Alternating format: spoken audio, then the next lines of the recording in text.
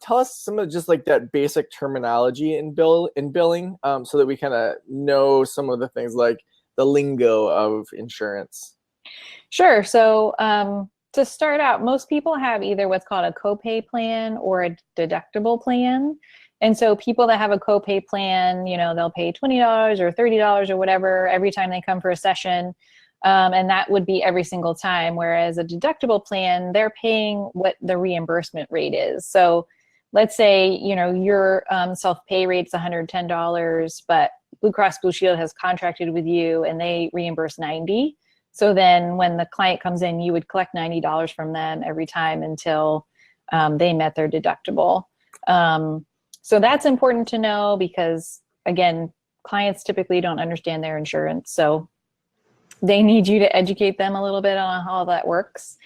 And then I was talking about the explanation of benefits form. So that's where they're going to break down exactly how much the member should have paid, how much they paid. If a claim got rejected, it's going to be clear on their, they usually assign like a code saying like it got rejected for this reason or whatever. So that's another piece of lingo that's important to know. I'm trying to think what else. So the claim form that has the red lines and what about your private pay rate?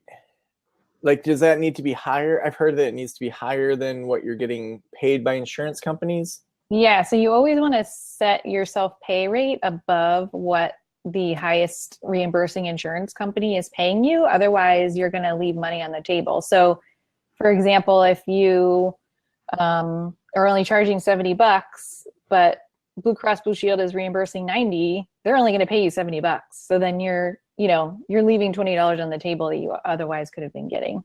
Now, if they find out later on, say you don't call Blue Cross and say, just so you know, my private pay rate's $70. Like, if they find out later on, could you owe that money back? I don't know. That's a good question. Okay. I remember hearing, I had a consulting client that for some reason owed Blue Cross like 30 grand back, and it came out of nowhere, and it sunk them. And I don't know if it was like a Blue Cross overbilling error or what, but I remember it stands out in my head, 30 grand, because they were just, they shut down their practice. Wow. Maybe Catherine and Jeremy know. Yeah. I'm sure they've seen some horror stories too. So how does that work with a sliding scale? Like, can you have a sliding scale, or is it you just literally can't go below whatever your highest pay insurance is? I think if you're going to do sliding scale, that would just be for somebody who would be self-pay, like who isn't using insurance. So then it's kind of a different ball game, if that makes sense. Yeah.